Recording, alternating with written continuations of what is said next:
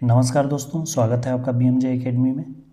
दोस्तों, ancient history के पिछले वीडियो में हमने गुप्त साम्राज्य की स्थापना तथा गुप्त राजवंश के इतिहास के स्रोत के बारे में प्रमुख बिंदुओं को देखा। गुप्त वंश के संस्थापक श्रीगुप्त थे, जो कि कुषाणों के सामंत थे। श्रीगुप्त के बाद उसका पुत्र घटोत्कच गुप्त वंश का शासक बना, लेकिन वह भी स्वतंत्र शासक नहीं था। घटोत्कच के बाद उसका पुत्र चंद्रगुप्त प्रथम गुप्त वंश का शासक बना, जो कि गुप्त वंश का प्रथम स्वतंत्र शासक था। इसलिए चंद्रगुप्त प्रथम को ही गुप्त वंश का वास्तविक संस्थापक कहा जाता है। आज के इस वीडियो में हम गुप्त वंश के प्रमुख शासक, जिनमें से चंद्रगुप्त प्रथम, समुद्रगुप्त तथा चंद्रगुप्त द्वितीय के बारे में सभी महत्वपूर्ण तथ्य, जो विभिन्न प्रतियोगी परीक्षाओं के लिए महत्वपूर्ण है, उन सभी तथ्यों को देखेंगे। तो आइए दोस्तों, शुरू करते हैं। चंद्रगुप्त प्रथम का राज्याभिषेक 319 ईस्वी में हुआ। 319 ईस्वी को ही गुप्त संवत की शुरुआत माना जाता है। इसने 335 ईस्वी तक शासन किया। चंद्रगुप्त प्रथम गुप्त वंश का प्रथम महान सम्राट था। इसे गुप्त वंश का वास्तविक संस्थापक भी कहा जाता है, क्योंकि यह पहला स्वतंत्र शासक था। इससे पहले जो शासक थे, जिनमें से गुप्त वंश के संस्थापक श्रीगुप्त तथा श्रीगुप्त का पुत्र घटोत्कच, ये दोनों महाराज की उपाधि धारण किए थे। इन्होंने महाराज की उपाधि धारण की थी। तत्कालीन समय में महाराज की उपाधि सामंतों की उपाधि होती थी। इसका अर्थ हुआ कि श्रीगुप्त और घटोत्कच किसी बड़े साम्राज्य के अंतर्गत शासन करते थे, जो कि संभवतः कुषाण वंश के अधीन थे। परंतु चंद्रगुप्त प्रथम पहला स्वतंत्र शासक बना। चंद्रगुप्त प्रथम किसी शासक के अधीन न होकर एक स्वतंत्र शासक था, इसलिए इसे गुप्त वंश का वास्तविक संस्थापक कहा गया है। चंद्रगुप्त प्रथम ने गुप्त संवत की शुरुआत अपने राज्याभिषेक के समय 319 ईस्वी से की। इसने महाराजाधिराज की उपाधि धारण की।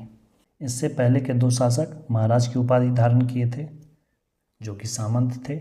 ये स्वतंत्र शासक थे, इसलिए इन्होंने महाराजाधिराज की उपाधि ली थी।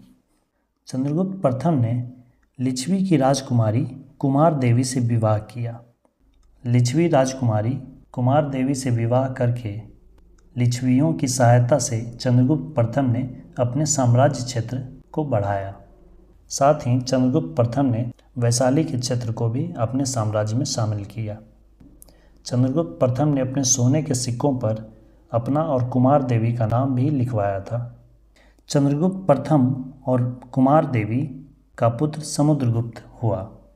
इसकी जानकारी समुद्रगुप्त के प्रयाग अभिलेख में मिलती है, जिसमें समुद्रगुप्त को लिच्छवी दौहित्र कहा गया है। चंद्रगुप्त प्रथम पहला शासक था जिसने चांदी के सिक्के चलाए। चंद्रगुप्त प्रथम ने अपना उत्तराधिकारी समुद्रगुप्त को बनाया और संन्यास ग्रहण कर लिया। अब आइए दोस्तों, समुद्रगुप्त से जुड़े प्रमुख बिंदुओं को देखते हैं।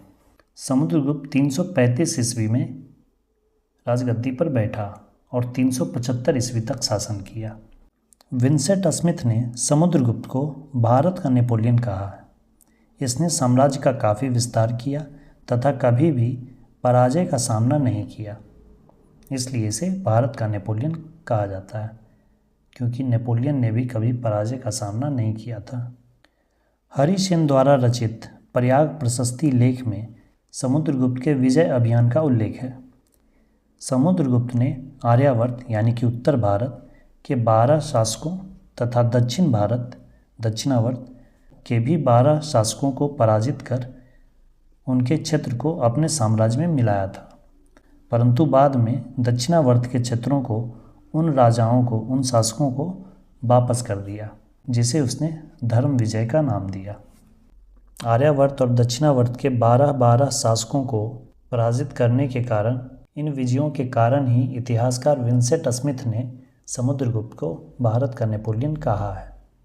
और इन विजयों का उल्लेख हमें हरिसेन द्वारा रचित प्रयाग प्रशस्ति स्तंभ लेख से मिलता है। प्रयाग प्रशस्ति स्तंभ लेख अशोक द्वारा निर्मित करवाया गया था, जो कि पहले कौशाम्बी में स्थित था। इसे बाद में मुगल बादशाह अकबर ने प्रयाग में स्थापित किया था। इस अभिलेख पर जहांगीर तथा बीरबल का भी वर्णन है। इस तरह प्रयाग प्रशस्ति स्तंभ लेख पर सबसे पहले अशोक और फिर समुद्रगुप्त, फिर अकबर, बीरबल और जहांगीर का उल्लेख मिलता है। प्रयाग प्रशस्ति स्तंभ लेख में समुद्रगुप्त को एक महान विजेता तथा संपूर्ण पृथ्वी का विजय करने वाला बताया गया है। इस लेख में सर्वप्रथम भारतवर्ष शब्द का उल्लेख किया गया है। समुद्रगुप्त को कविराज की भी संज्ञा दी जाती है। इसे संगीत से काफ़ी प्रेम था। इसने अपने काल के सिक्कों पर खुद को वीणा बजाते हुए प्रदर्शित किया है। समुद्रगुप्त के काल की कुल 6 प्रकार की मुद्राएं प्राप्त हुई है, जिनमें से गरुड़, धनुर्धारी, परशु, अश्वमेघ, व्याघ्रहनन और वीणावादन, इस तरह की 6 अलग अलग प्रकार की मुद्राएं प्राप्त हुई हैं। समुद्रगुप्त के अन्य नामों और उपाधियों में पराक्रमांक, अप्रतिरथ तथा व्याघ्र पराक्रम भी है। समुद्रगुप्त के दरबार में ही बौद्ध विद्वान वसुबंधु रहते थे। समुद्रगुप्त ने अपना उत्तराधिकारी अपने बड़े पुत्र रामगुप्त को बनाया। विशाख दत्त द्वारा रचित देवी चंद्रगुप्तम नाटक से पता चलता है कि समुद्रगुप्त के बाद रामगुप्त गद्दी पर बैठा, लेकिन वह शकों से पराजित हो गया तथा उन्हें अपनी पत्नी ध्रुव देवी देने के लिए तैयार हो गया।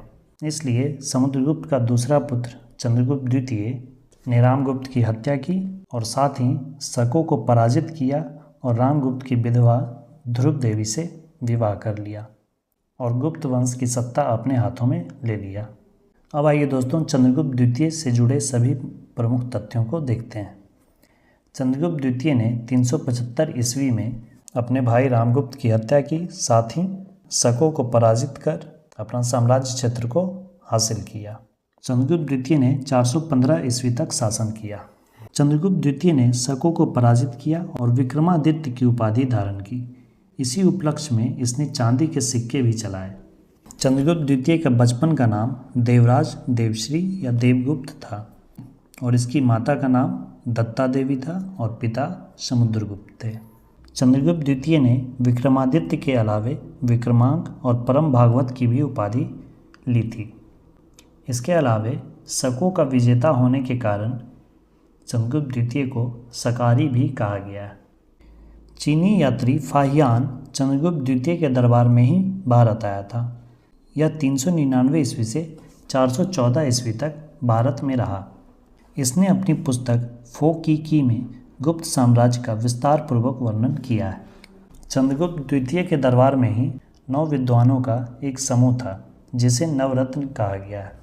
इन नवरत्नों में से कालिदास, धन्वंतरी, छपनक, अमर सिंह, शंकु, वेताल भट्ट, घटकरपर, वराहमिहिर तथा वररुचि जैसे विद्वान थे। मेहरौली का लौह स्तंभ का निर्माण चंद्रगुप्त द्वितीय ने ही करवाया था। यह ऐसा स्तंभ है जिस पे अब तक जंग नहीं लगा है। यह स्तंभ वर्तमान में कुव्वतुल इस्लाम मस्जिद में स्थित है। चंद्रगुप्त द्वितीय ने वैवाहिक संबंधों के मदद से भी अपने साम्राज्य का विस्तार किया।